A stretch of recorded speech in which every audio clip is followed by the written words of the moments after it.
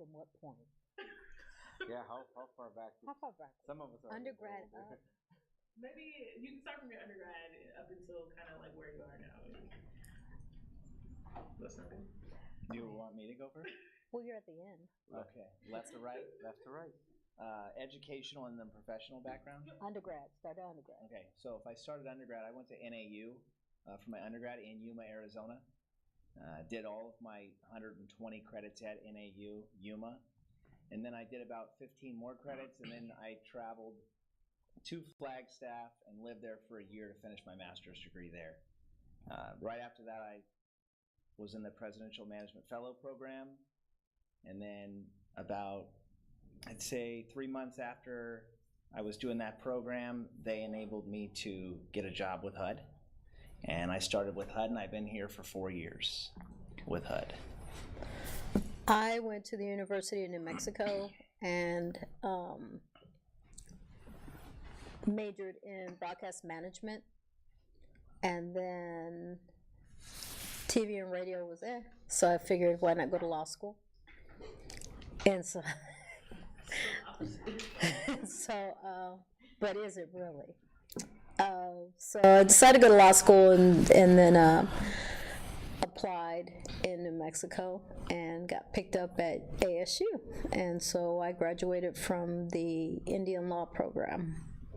And so that was awesome. And then the ILP program assisted me with getting employment with San Carlos Apache Tribe through their council.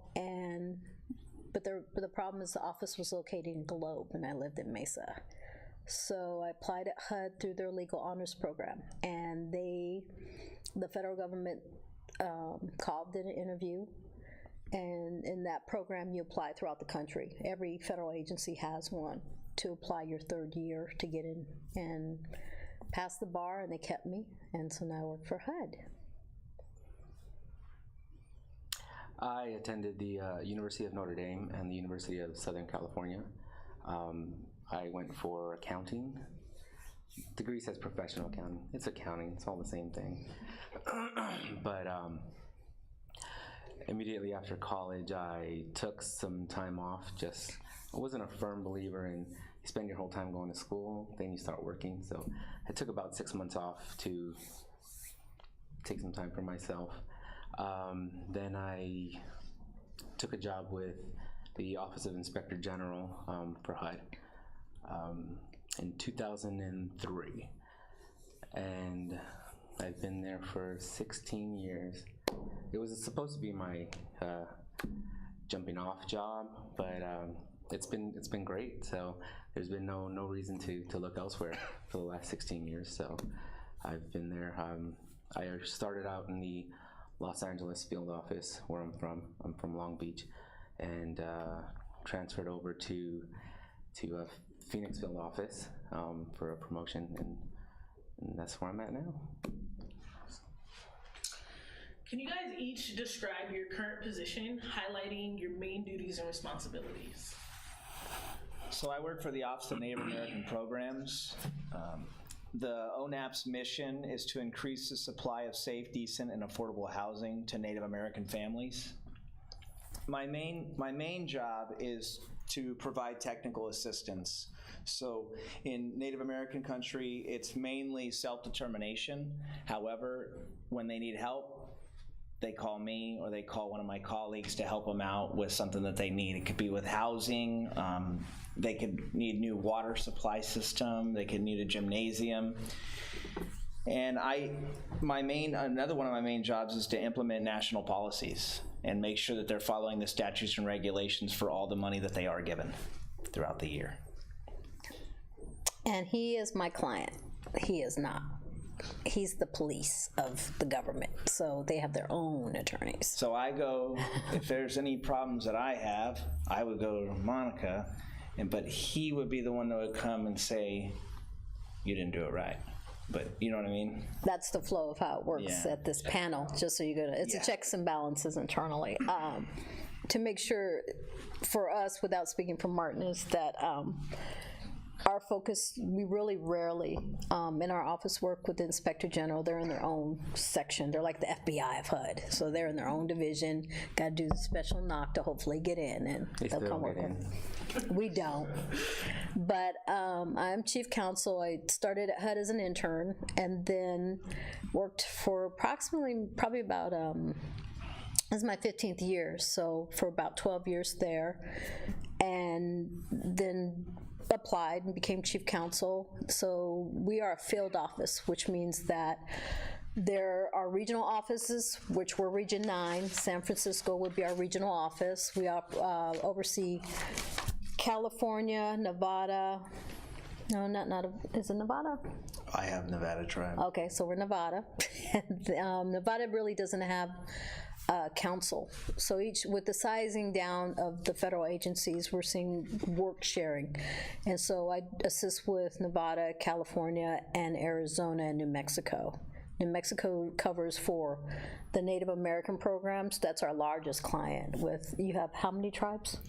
Oh, goodness. I think it's at over least 100. 170, I think it is, but there's over 574 recognized tribes in the U.S. But for us, we cover all the tribes on the southwest area. So with that said, we assist them with the following regulations. HUD is very unique because depending on where you're at, you have the East Coast, which is a little bit more proper, more professional, and then when you hit west of the Mississippi, we're a little bit more laid back. So being in a private sector building, which is on the corner, we get more people walk-ins needing assistance, and so that's the beauty, is I get to do pro bono through that of assisting people or working with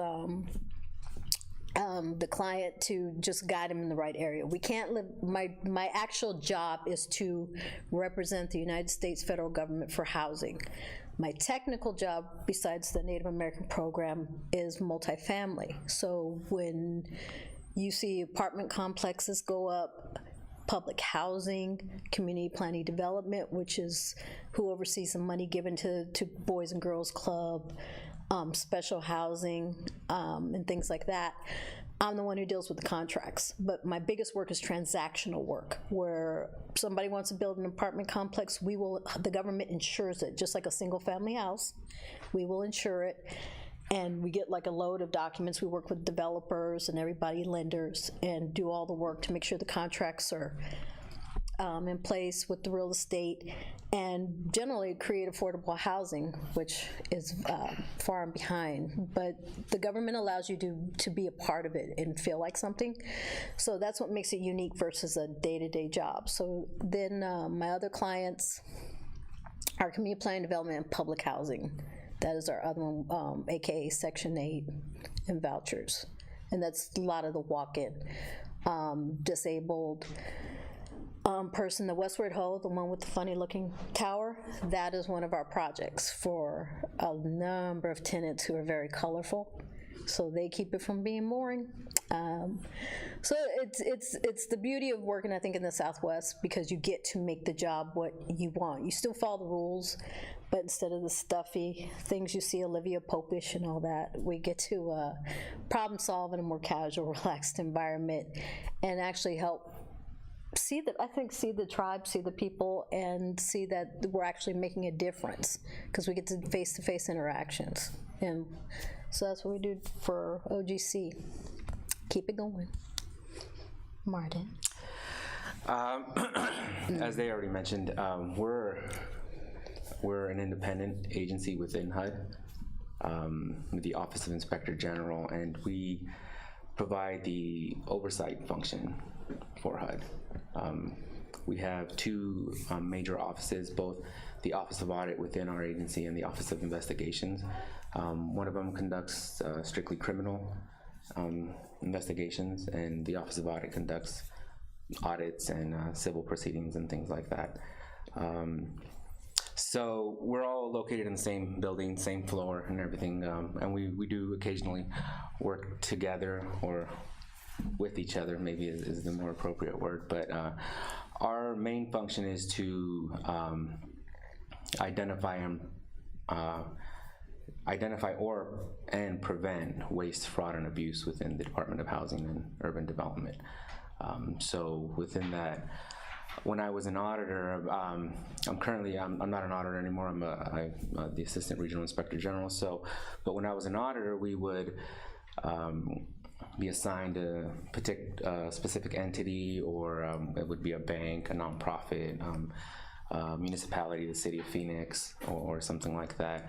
Anyone that receives any type of HUD funding, and we would go in and audit them for a specific purpose, whether it's we get complaints from the public, complaints internally from HUD employees.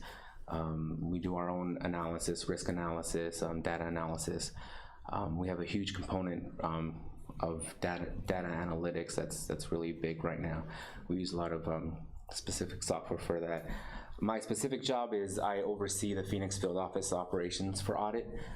So I have audit teams that we identify entities to audit, and I work with the Office of Investigations to assist them in their criminal proceedings. And the oversight function it goes beyond that. It also assists HUD with policy development.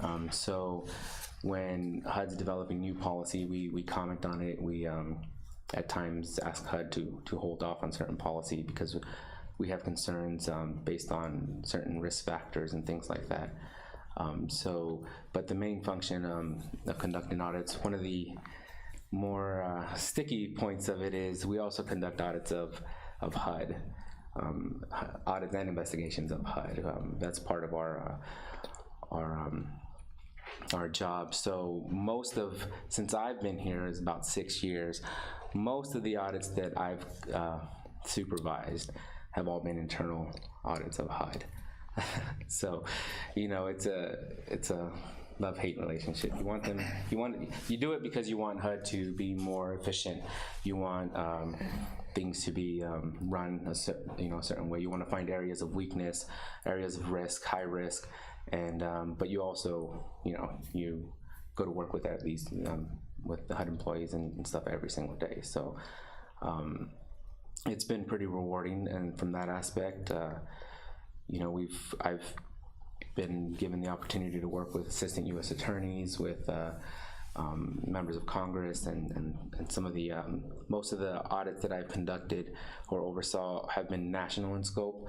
So we pull resources and data nationally. It's not just because I oversee the Phoenix field office. I have staff in San Francisco, in Las Vegas, and Los Angeles, and we all pull our resources together. We're not a very large agency within HUD. If you look at our budget versus HUD's, ours is pretty much a drop in the bucket. I think our annual budget is about $128 million compared to billions for HUD. So, but we have offices throughout the country. Like HUD, we're structured much the same way. We have regional offices. Our regional office is actually in Los Angeles. And then we have field offices, Phoenix, and for the West Coast, our offices are in Phoenix, Las Vegas, and San Francisco. And it's the same way throughout the country. We have 9 different regions. The Office of Investigations is structured the same way.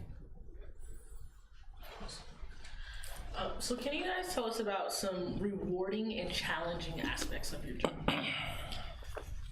Okay, so the most challenging, I'm going to start with challenging because I want to end on a good note. The most challenging aspect of the job on my side of the house would be not having enough money to satisfy everybody. It's very challenging to go out and see homes that are beaten up, no windows, and boarded up, and not having the money to fix them because they can only fix so many.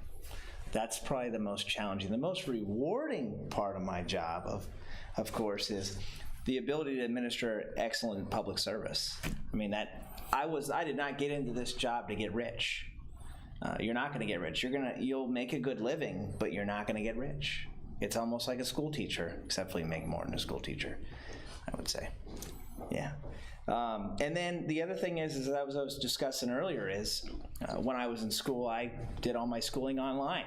Well, when you work for HUD, sub-agencies let you telework, meaning I only come into the office once or twice a week, and the rest of the time I work from home.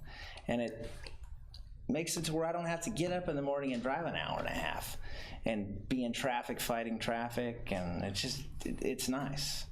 I know it takes a lot of stress off me. And then another rewarding aspect is one thing that I do is I like to change the way people perceive the government employees. Everybody looks at government employees as, if you've ever been in a DMV, Department of Motor Vehicles, and you feel like nobody wants to help you. I know I've been there. We try to change that on the HUD side. If you walk into HUD, somebody's there to help you right away. I've sat at the front desk. I'm sure you've sat at the front desk when they needed help. Maybe I have. They've needed help. I've sat at the front desk, and people would come in, and it's rewarding. The other thing is being able to move up. Motion is promotion. If you want to move up, you can move up. You just got to be willing to move, and do your due diligence to make sure that you do the right thing every day. Go ahead. I don't have to sit at the front desk because the front desk thinks it's funny to call me when we get the public in because of the engagement. They're colorful, and I have fun being colorful just right back at them. So it tends to be fun. Got to find fun in my job. It's rewarding. The government life is a quality of life. If you want to work for the private sector, I'm sure you will make good cash. I've graduated with people at the top of the class, and a lot of them went to government work because it's all fun and games when we graduate. Then when we think we want a family, and then you actually want to see your family, you don't have to worry about billables unless you work for DOJ. That's another story. That's its own private law firm by itself, DOJ. Most of the government agencies, solicitor's office and things, you work 8 to 4:30, 7 to 3:30, and you go home. And you live life, and then you come back and start the next day.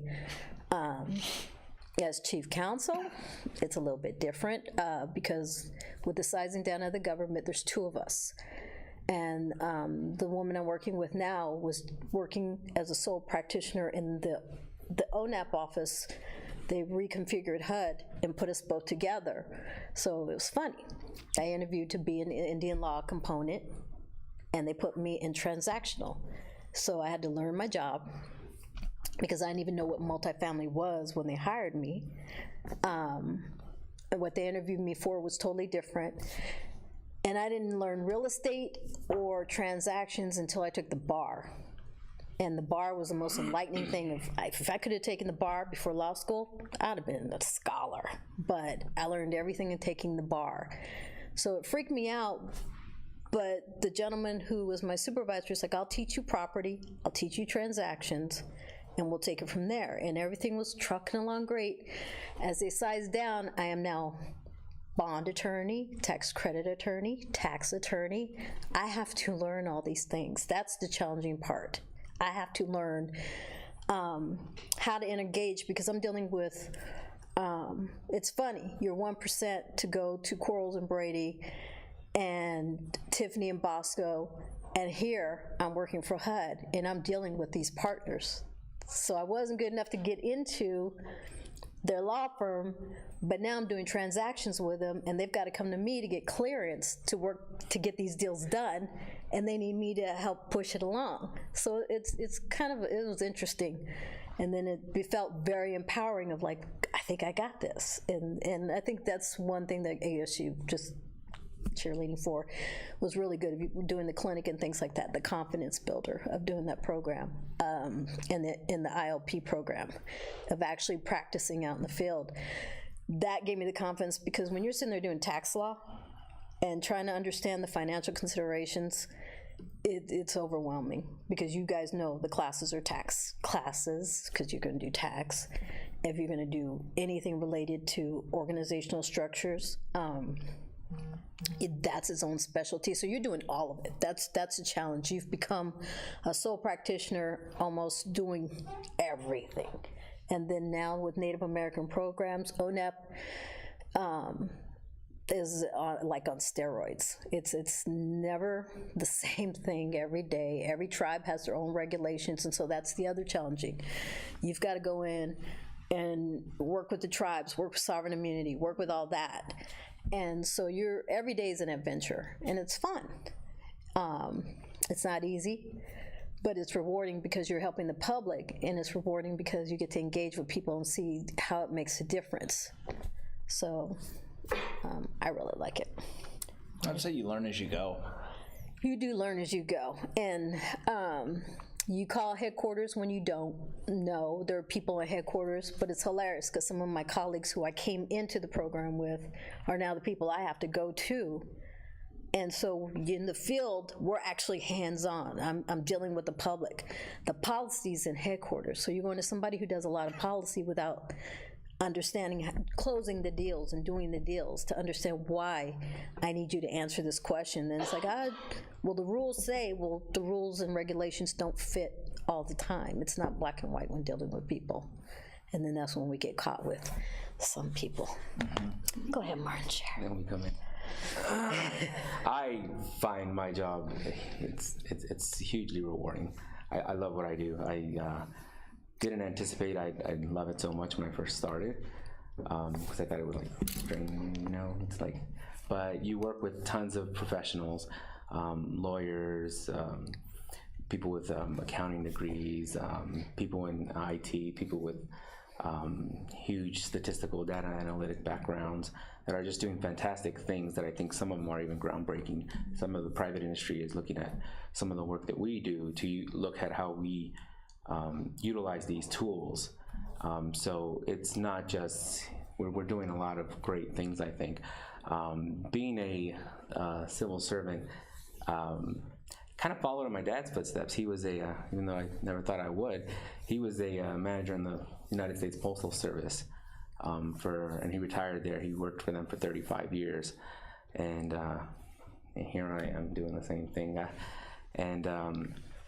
But beyond just the job satisfaction from the type of work we do, there's huge opportunity for professional development. They help us identify, and our budget allows for payment of certifications, like to become a certified fraud examiner, a CPA, certified internal auditor, things like that. They'll pay for you to get certain leadership accreditation and things like that. So there's huge professional development. It's required on our end. I have to meet certain training hours, strictly in government and accounting, to maintain what we do. But beyond that, there's also huge room for that. And another thing is, what they mentioned earlier is, there's a lot of room for advancement. There's you can be limited, especially with a smaller subdivision like ours.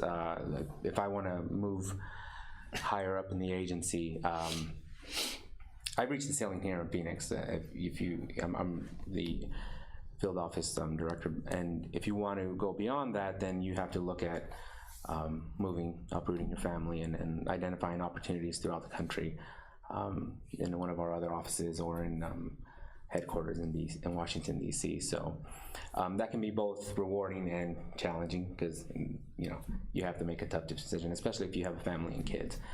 That can be kind of a pros and cons type of thing. One of the biggest challenges, I think, is the whole government, and it's why we do, it's like a gripe, it's why I do what I do as far as choosing to work for the Office of Inspector General, is the lack of regulation or guidance sometimes from the federal government, from the programs and things like that. It can get frustrating when we make, if we go through this process and we issue an audit report. Usually what we do is we issue these audit reports, and typically would have spent at least 6 months to a year doing field work analysis, putting the report together. There's certain rules we have to follow, government yellow book auditing standards, so just doing that alone takes time. But you get through this whole process, and sometimes you make these recommendations, whether it's an external, a bank, or an internal audit of HUD, and you make these recommendations, and they're not forced upon anyone. Nobody's required to implement them. So HUD and our office we have to work together and come into an agreement as to what we're going to do going forward. And some of these things can be quite costly. We're asking HUD to overhaul some of their systems, which is going to cost them millions and millions of dollars, which I'm sure they'd want to expend elsewhere. But that's one of the challenges is you basically at the end of the audit have to sell what you've come up with so that you can get everyone on board. And I think that's one of the challenges. And we have a number of reports and investigations that we've had that are still in dispute. I have one was issued in 2012 and we're still in disagreement with HUD. And so when it gets to that level, we get legal opinions, we get attorneys, and ultimately there's a process where one person gets to decide, and whatever that person says, the deputy secretary, whatever that person says goes. And so, but it takes a while to get to that level sometimes. So I think that would be probably the greatest challenge, I think. All right, thank you. So if you know, what are some entry-level position or internship opportunities within your specific departments? In a specific department, or I'll just say HUD in general, there's always positions available. There always will be. I know they've said that they're slowly going to start cutting down, but I don't see it stopping anytime soon. You still need people to work. So I would say it's important, though, to understand that the government has changed from how it was in the 90s, even 2000s, in the early 2000s. It used to be you were able to get a job with a government agency without a degree, and you'd work your way up. That doesn't happen as much anymore. You need to get a degree. You have to have some sort of professional development. You're not going to get Monica's position without a law degree. You're not going to get Martin's position without a CPA or without an accounting degree. You're not. And at one time they were. That's what you're alluding to. One time they were, where you could work your way up. It's not like that anymore. You have to have that. So I would say, yes, their jobs are endless. There's always opening, but you have to be proactive in two ways. Number one, with your education, and number two, with applying. You can't give up. I know people that have applied 1,000 times and never got in, and then all of a sudden one day they got in. You just have to be on it every day. But there's tons of jobs. All you got to do is go to USA Jobs, and you can narrow down your search, and there's thousands of jobs every day on that site. It'll notify you. Yes. And it'll generate your resume. It'll assist you to generate your resume as well. And the thing is this, when I went to school, I went to school and got a master's in public administration to be a city manager. I had no idea I'd be working in the office that I'm in right now. I honestly, when I first got here, I thought, I'll be here a year. I don't really like this job. It's not for me, because you basically teach yourself too. You have to develop yourself. As much as you want to learn is on you. Well, then after about a year, I thought, oh wow, it's kind of wearing on me, and I like it. That and the telework portion. But I like it. I like being able to change lives. I like being able to go out there and see the good that HUD does on the Office of Native American Program side. And then the camaraderie in the office, when I am in the office, it's really nice. It's not like, and I've worked in the private sector, and I can tell you it's much better in the federal government than it does on the outside. I'd rather know I was going to have a job based on my performance and know that I'm going to be there than be somewhere for a year and somebody doesn't like me and they fire me, and then all of a sudden I'm broke. I don't like that. Well, you can be fired in the federal government, FYI. You can, but we're just gonna put that. You can be fired, but it's a process.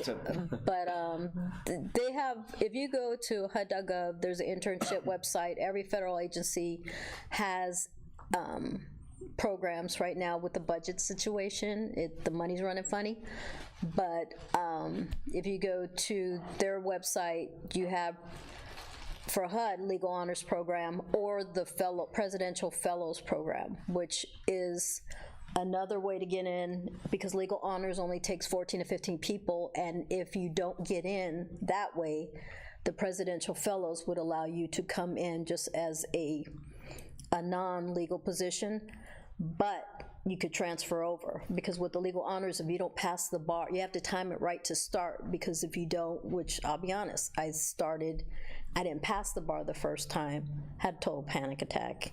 So I had to take it in February. Don't take it in February if you don't have to. Then I passed it, and so I just cut the window to be accepted. Presidential fellows is different, and so you have to look at each agency, and they have different positions that will let you come in entry level. So you want to go on that site, USA Jobs, helps you generate your resume, and you put in dings, but don't limit yourself, because my goal was to go work on the tribes, and now I'm doing transactional work for the government, so you gotta keep your options open. Martin? For us, our biggest, two biggest positions are special agent, and those are the men and women that conduct criminal investigations. They carry guns and have a badge and all that good stuff. And then our my staff auditors. To be an auditor, you have to have an accounting. You don't have to have an accounting degree, but you have to have an accounting background. It requires certain units that you've completed successfully in college in accounting or experience, but a combination of both usually. But we have a number of support staff. We have, like I mentioned earlier, we have statisticians, we have appraisers, attorneys, support staff, administrative support staff. They all, and like they mentioned, they all have degrees and professional backgrounds. To be an auditor, I think you already know you're going in a certain direction if you're taking accounting classes. So most of the time, people that have an accounting degree, they want to work for a big accounting firm or one of the middle tier accounting firms. But you know, I think this is a great way to get your get some experience. You can get your CPA license with the experience working for an inspector general. Every agency, not just HUD, but there's a number of agencies, most agencies are mandated by law to have an inspector general. And some of them are bigger than others. Obviously, the Department of Defense Inspector General is massive, just because of how big the Department of Defense is. So yeah, I think that's one of the biggest things. I think the opportunities there, we hire when we have staffing needs. We currently, budget permitting, we do have staffing needs for auditors, and we will be looking to hire some of those, some auditors in the next year or so. Or within this fiscal year. So, but it's one of those things I think people don't realize. I think when I started looking for a job with the federal government, it wasn't, people have this perception of the federal government as not being full of professionals, or, but that's basically all it is. I mean, you have from all walks of life, and it's very diverse, and I think it's a great place to work. The work-life balance is amazing. We also allow telework, where people work from home. Most of my staff work from home at least 3 days a week. I don't work from home as much because they don't allow me to.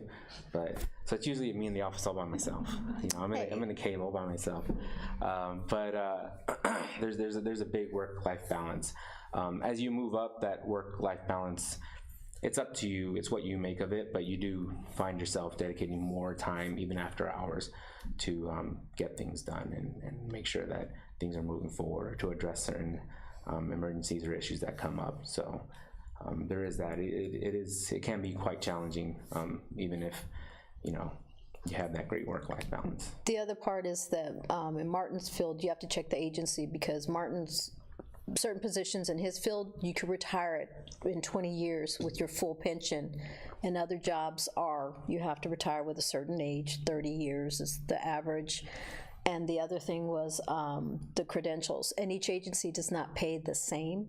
While the grade scale may be one way, it's look at the managerial positions, and those are told, so each agency has different. So the top position, say in Veterans Administration for a supervisor, is what we call a GS-12.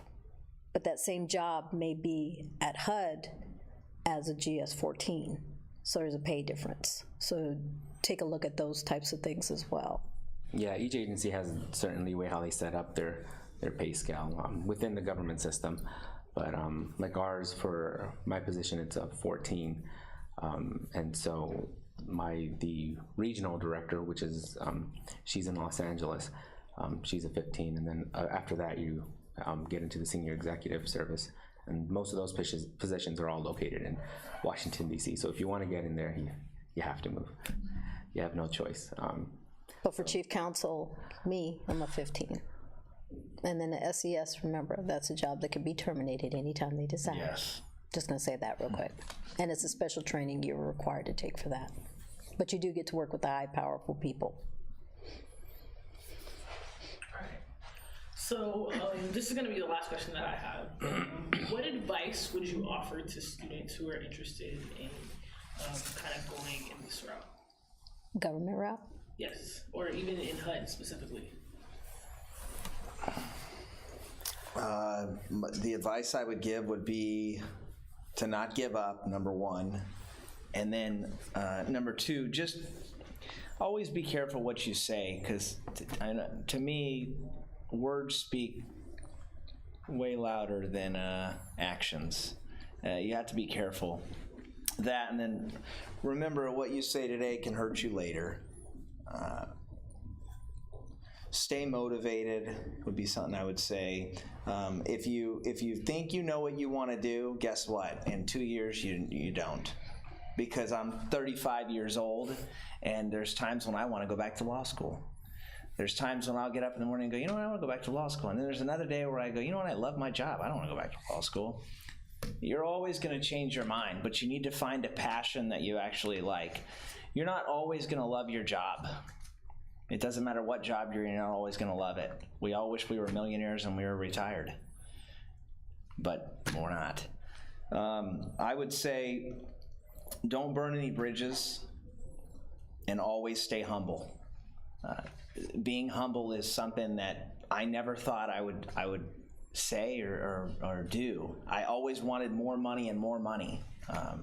This is not the most money I've ever made in my life. I've had better jobs that made more money when it comes to that. But this job has humbled me. It's made me realize that it's not all about money.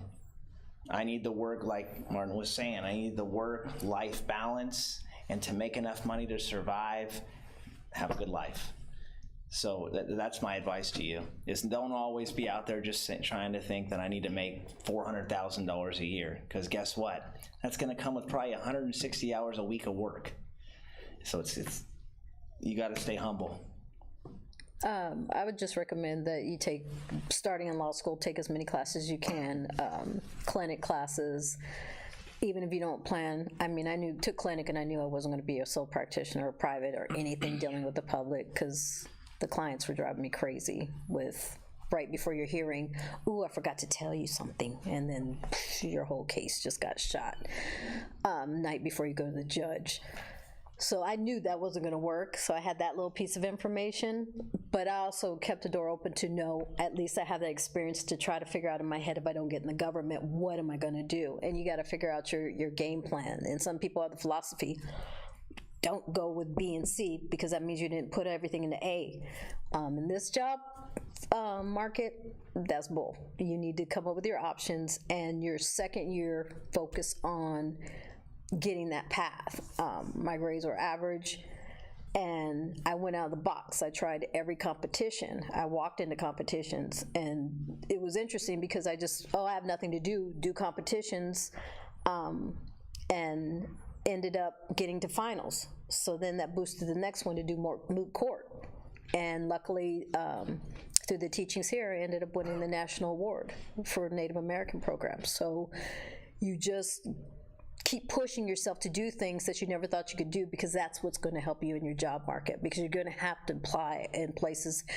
It's not your first choice, and it may not be your last choice. But for the government, just know that you want to look at the agency you're going to work with and know you can live with it. For OGC, we get paid pretty well, and we do a lot of work. We work hard for our pay, but it's rewarding, and it's a balance of life. The government's about depending on the agency, though, because not all agencies are the same. DOJ is operated quite like a private sector. There's a lot of hours, a lot of work, a lot of weekends.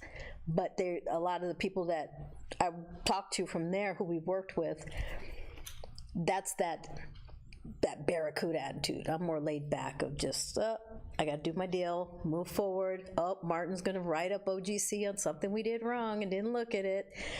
And you just take it, fix it, adjust it, and know he's not doing it as a personal attack, but it's going to help you be better. But I mean, how many people say they have these internal mechanisms that you won't get fired, you just get to correct and keep growing. And that's a job. And then eventually you say, oh, you know what? I enjoyed it. Because once you, good examples, my colleagues came in the legal honors program. They worked that first year. As soon as they passed the bar, people were picking them up. The private firms were picking them up. And so that's the other mechanism you think. Give yourself room to grow. You might stay with the government and it's a great life, or you move on to something else. But you know you have all these tools in your toolbox to help you grow, and you need to get as many as possible while you're in law school. So, because when you get out to the real world, they're gonna sit there and say, you've got 2 hours to write a brief, and it's on a husband and wife who are in divorce, and she wants everything. Go write a brief. And you're like, what?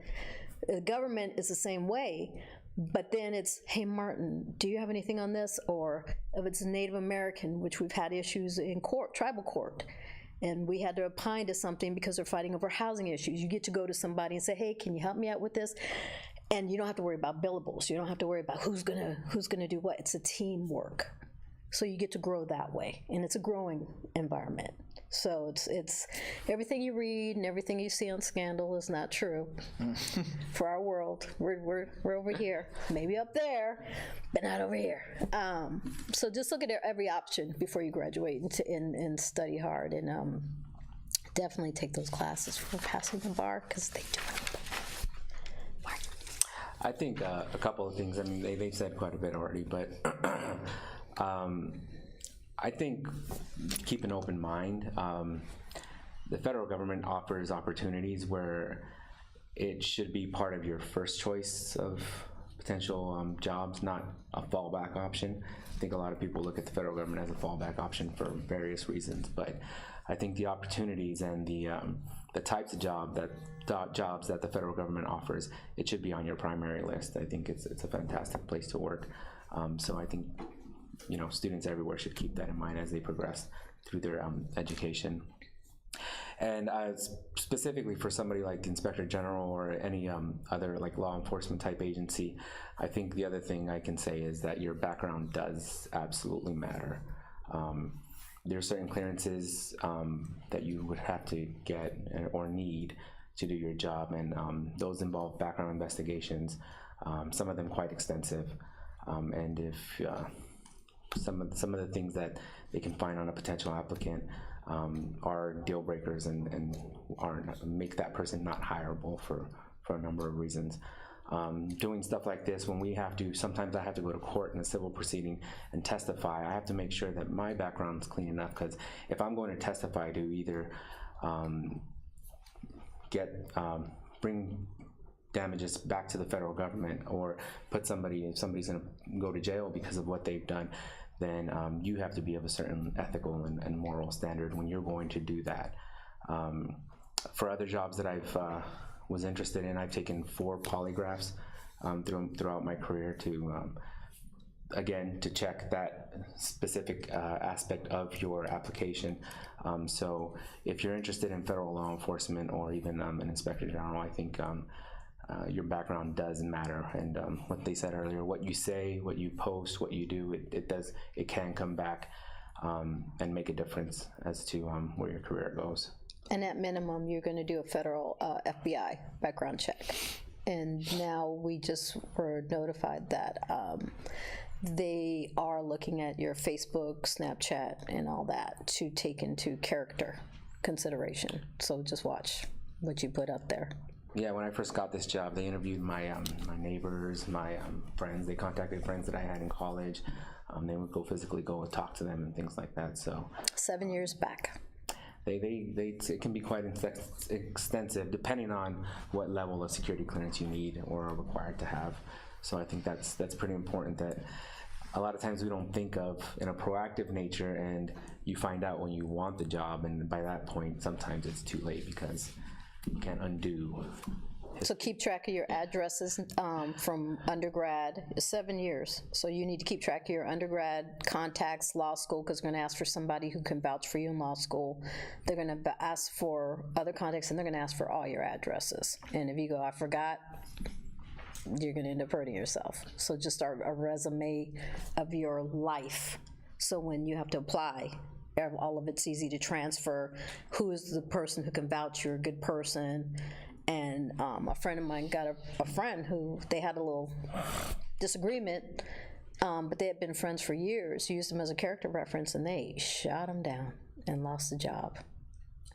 So watch who you put, and make sure you check bases before you put their name down, because nothing worse than thinking you got a job and Martin's gonna vouch for me. He's like, well, and I tell the truth, so. Yes. I'm gonna tell the truth, so. So in 2005. If you think I'm gonna say something bad about you, don't put me on your reference sheet.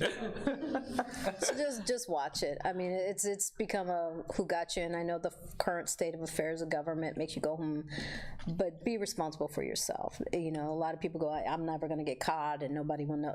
You'll get caught.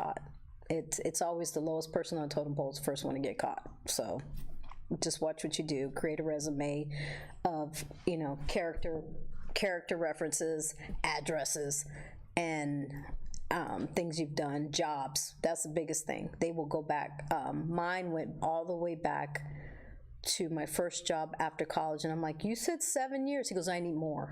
And I couldn't argue with him. So, I mean, I was like, okay. And luckily I knew it because I had an old resume, but you never know. So just be prepared. So does anybody have any questions? I feel like you wrote a lot. I didn't write a lot. Do you have a question? Go ahead. So when you said like one of you guys are based out of several locations, like San Francisco, and, are you guys like have like counterparts at those places, or is it just like you guys oversee like all those places? For OGC, it's counterparts because we're regions. Everybody's broken out to regions, and so we have counterparts of those areas. Except you guys. On my side, I actually have, like in my portfolio, I have 21 tribes, and they can be in Nevada, California, Arizona, and all the way to Northern California on the border of Oregon. But I don't have anybody in California that's going to help me. It's basically me and my colleagues in the office when something needs to be done. It's a little different. For ours, we have each regional office has one director, and they oversee that entire region in the country. Each field office generally will have one assistant director like me, depending on the size of the office. Some offices will have two because they have more staff and then more supervisory needs. But generally, yeah, and some of the field offices are small. In Las Vegas, there's no supervisor in that field office for us because it's only 2 auditors. So it doesn't justify having somebody like me out there. You have to have a little bit more staff. But yeah, each office, some of them are smaller, some of them are larger, but generally there'll be somebody like me there or somebody staffed with auditors or agents and things like that. And the beauty of the federal government is one bar, and you can practice anywhere in the United States, and Puerto Rico, and Guam, but we don't have attorneys in Guam. And we did have an attorney in Honolulu, but she transferred to LA, so. But it's one and done, and then they like it when you'll be able to work with DOJ on some instances, and you'll also be able to get, for HUD, we don't have litigation department. You have, like you think litigation going to court, they do the paperwork and everything. They do work with DOJ for the bigger cases, and DOJ usually for housing, like the sexier cases of big fraud and things like that. But they'll just prepare the documents, but attending court is very rare. But the biggest part is if you do the bar, I can go to New Mexico, because that's our other office. We have ONEP, who's in New Mexico and Arizona, which I think we have the largest portfolio of tribes. So, by far. So that's another thing. I also have to be familiar with Native American law, as well as corporate law, and everything else out there So it gets interesting. I'm now practicing transactional work in Nevada. So now I have to learn Nevada. Federal government is usually in a box, but you still have to recognize the state law. So those are the things you don't have the counterparts for to assist you. Hey. What are some techniques that you use in order to make sure that you're well knowledgeable in all of the matters when you're expected to do something the next day or so? For HUD, a lot of training. We have closing school, which is where they'll take all the programs, or they'll ask everybody in the country, because HUD has 400, I think about 460 attorneys nationally. They'll send you to school to learn different things. We have free training, Westlaw, which is West Legal. Or what I've been doing is they'll send you to training. Federal Indian Bar Conference is coming up. And then some of the things I'll just do on my own. But once I start working with some of these law firms, the ones we don't have a conflict with, who we don't directly do business with, some of them have free training. And so you just say, hey, can I go to your training? Is it open to the public? You get an ethics opinion to say there's no conflict.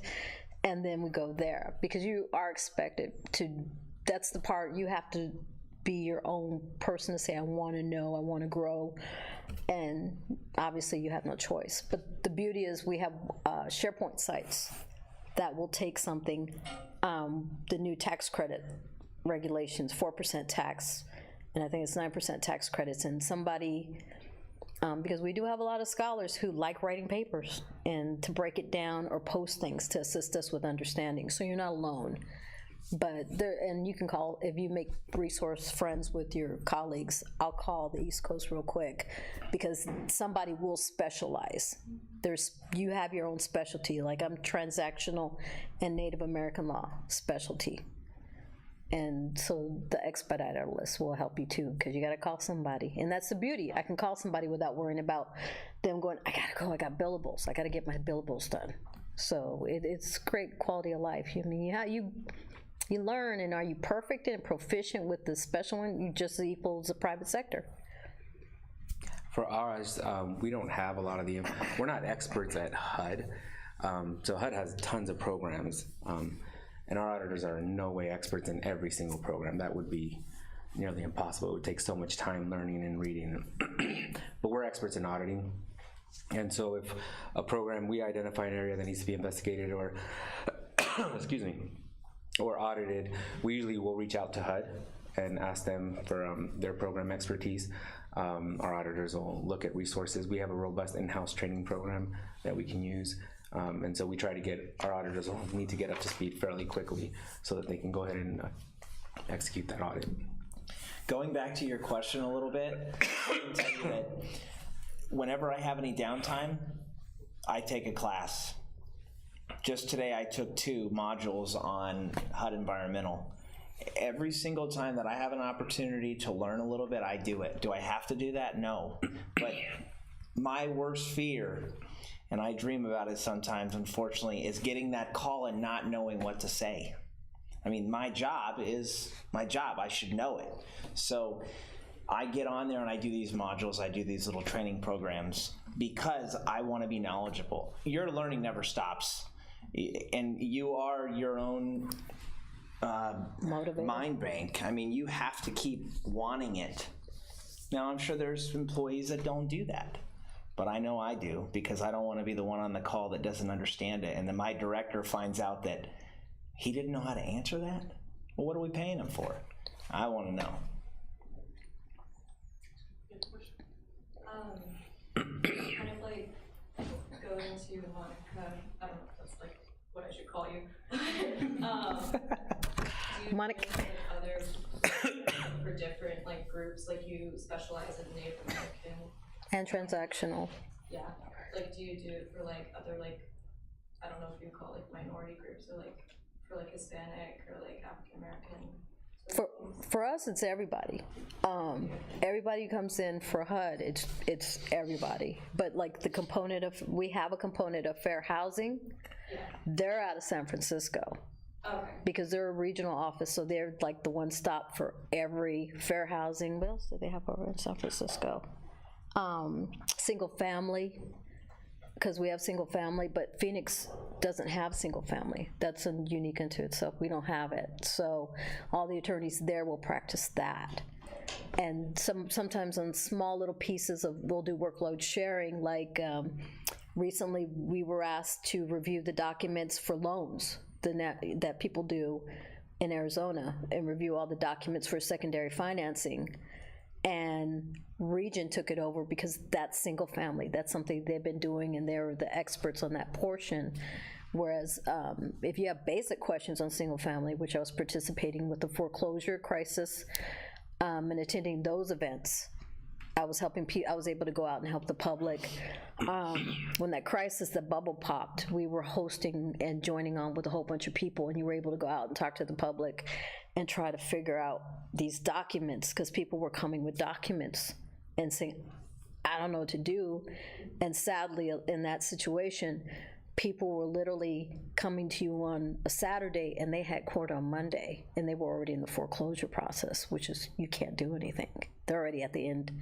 And so those are the opportunities you get to do with reaching out to just everybody. We also had situation in the bubble popped, a lot of fraud with non-English speakers were trusting their real estate agents to help them get homes. And so they were signing quit claim deeds over to the real estate agent who was promising to make everything work. So here, this family had no real house, no title, but they had the loan. And so a lot of those situations were occurring, and people were coming in, and we were trying to help. Sadly, I come from a Spanish-speaking home, but I don't speak it. Yeah.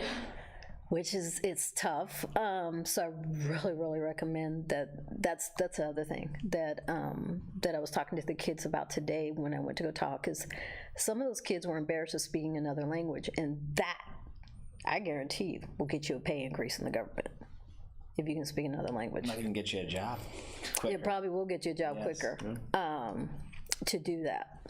But the other thing that I was not the scholar, I was going to point out, is I was not the scholar of ASU. I was, just trying to figure it out. That's why I think it's important, everything you want to do, try it. If you do dabble in the Native American programs and dabble in corporate law, even if you don't like it, do it, because then you get to put it down on your resume, and I think that's what helped. I did the Jinx. I begged one of the professors to back me order of the court, and she helped me out. And those are the things that, if you don't have law journal and all that, you got to have something to shine on there, and that's what's going to give you the ump. But they will ask you. That's one big thing the government does ask you. Do you speak another language? That's funny. I got my job because I speak Spanish. And nobody at the time in the LA field office, it was during, there was a lot of fraud during the mortgage crisis and stuff. And there was a lot of fraud going on in housing, and nobody in the LA office could speak Spanish. So, hey, boom, lucky me, right?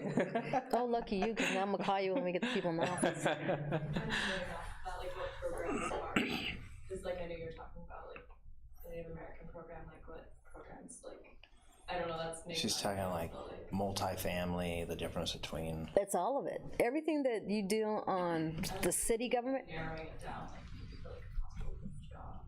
But you do both. You look at both, because everything they do in the tribes are very, very sophisticated now. I mean, Salt River has hospitals. I mean, sophisticated hospitals. Amazing. Amazing. And then Navajo Nation is doing some interesting things, and they just did a multifamily project on one of theirs. So the thing is the Indian law program is great because the land is running out. So where do you go?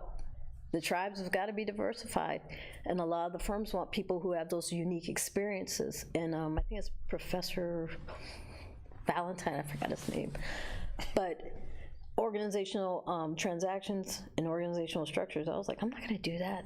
And then he gave a speech, I did it, and who knew? That was the one main thing I needed for my job. If anything else I did not know, I needed to know that.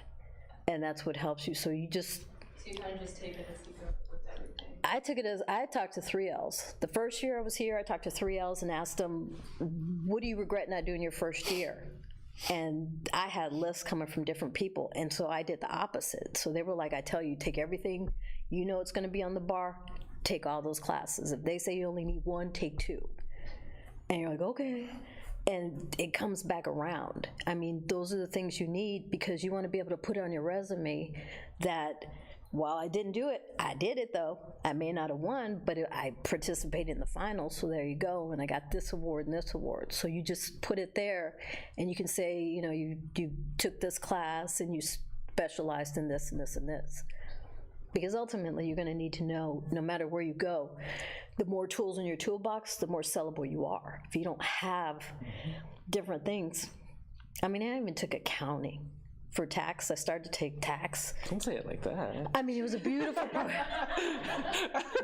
Come on. Best time of my life. But when you got to certain things of the depreciation and all the other stuff, law school is really meant for certain people, and then when you hit the MBA and the tax portion, that's another special group by themselves. They're unique unto themselves. So, but you want to take the classes because you want to be able to say, I can do this much math, maybe not as much as this, but I can do enough to show you how I'm more valuable. And that's the biggest thing.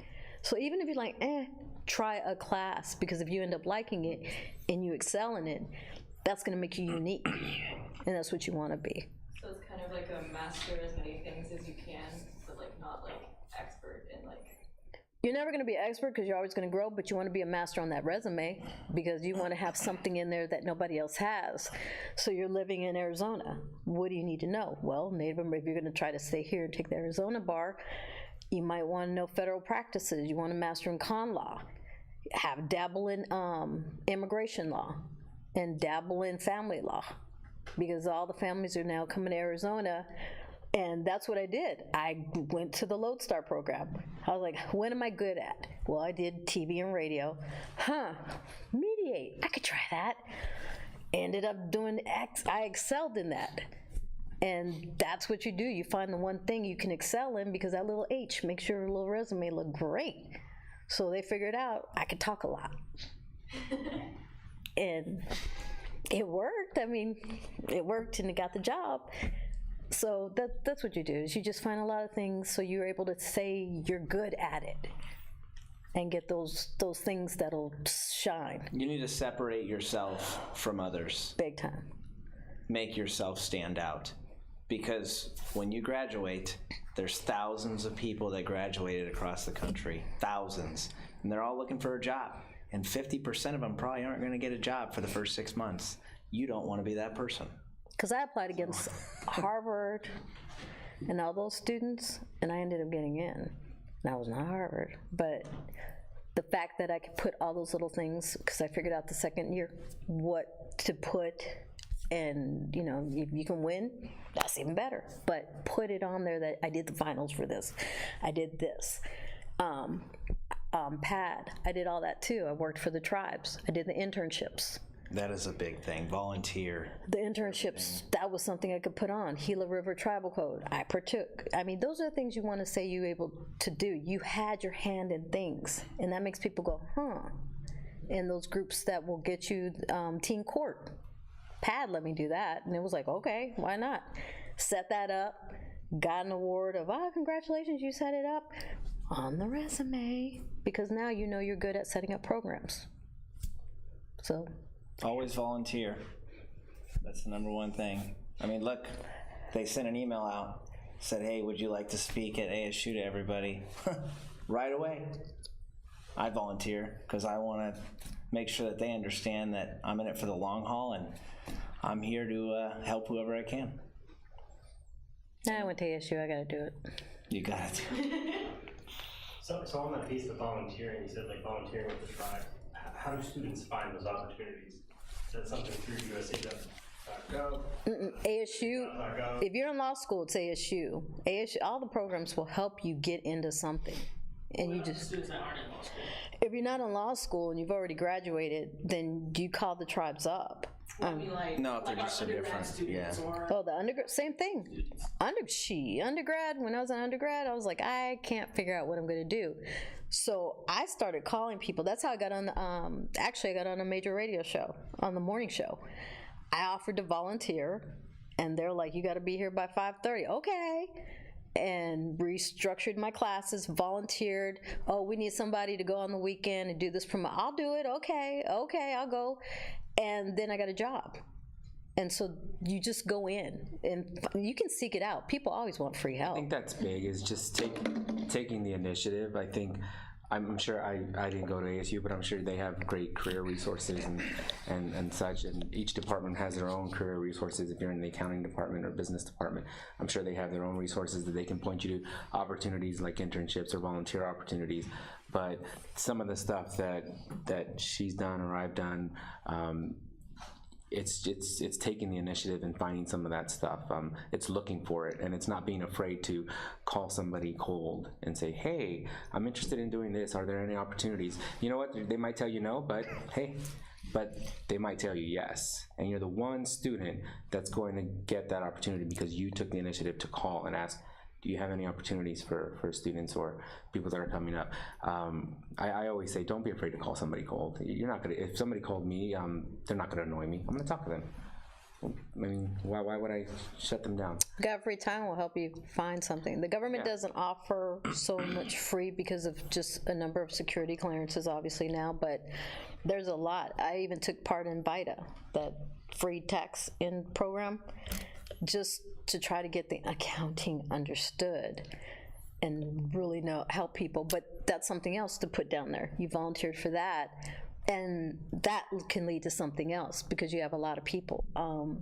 You also can call the TV stations because they're always looking for people to help on those, free, we're helping the public stuff. And when you're there, you'll meet other people who actually will have also information to help you. I mean, I've learned from a lot of people of those free phone banks that they're looking for help. You'll run into a lot of different types of people, and they are happy to help people or get people, because a lot of them are sole practitioners who are people in similar fields. So keep an eye out for that too, even if you're an undergrad. Yeah. I can tell you that when I was in school, and I got into the Presidential Management Fellowship program, and they told me when I walked in the office, you had to have a 4.0, and they said, okay, you can apply, but you're probably not going to get it. That's what they said in the office. And I said, what do you mean? And they said, well, there's about 10,000 people that apply across the country from Yale, Harvard, all these schools, like you were saying, on the East Coast. And only about 200 get jobs, if you ever make it through. And I said, well, why not? What did I have to lose? And it led me to this job, because I didn't just push it to the side and say, oh, my chances are, you have to go after everything. And if you're a vet, go for it. Because I honestly did not think I'd be sitting here today in this job. I thought I'd be off like some of my counterparts in school, running a city somewhere as an assistant city manager or as a city manager. I'd be doing that. But I don't want that right now. Options. Yeah, Yes, with your career, be aggressive. Yes. Don't be humble. Yeah. And use everything you have. What I mean by being, you know what I meant by No, but I mean, you know how you said you like being humble, but when you want to go get something, Yes. You can't be humble. There's going to be 10,000 people that are as aggressive as you, so you have to go after it. Real quick on that, about the assistant city managers. It doesn't seem like it's in with your roles, but within HUD, what is that relationship like with city or state, local government when it comes to like the urban development? Like, do you work with the city of Phoenix a lot on like what are the partnerships look like, and what offices do you work with that maybe a student could, intern within the city or volunteer at the city that they might have exposure to you to start doing that networking piece? For us, it's housing. I work with the city attorneys for community planning development. I work with Pinal County, the smaller municipal ones, because community planning development gives them the money to do their programs and their grantees. So work with them to do it. So it could be anywhere, because as long as it's housing, Chicanos por la Casa, Native American Connections, those are the main ones that we deal with. United Way. So we volunteered there too, undergrad and in law school. So those are different resources. We work with them. We work with the mayor's office. But our FOD, we have a front office director who, that's her job, to deal with people, because there's protocols of dealing with the municipalities. But for me, dealing with the attorneys, it's usually because the federal government has requirements to do our programs or deal with our contracts or whatever. And so sometimes they just don't like the language, and so you have to work with them to negotiate it, and different programs. Or we have like Child Protective Service, their director reached out and said, we're trying to find out about these programs we heard for housing. So we have our hand in just about everything. And it's a good relationship. It's stressful. Federal Home Loan Bank, Wells Fargo, Chase, we deal with them, Bank of America. So we deal with a lot of different people. So you can end up anywhere and you'll deal with HUD. So it's just awkward. I mean, Boys and Girls Club, we do that too. We provide money for those types of programs. ONAP, dealing with tribal governments.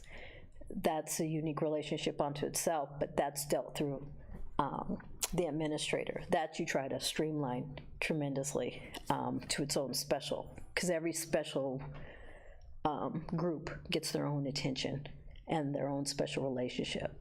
Because we really try to make sure that it's not a strained relationship with the federal government, because we're not trying to hurt anybody, we're trying to make it better, but we have more laws and regulations to comply with, because it's the public's money.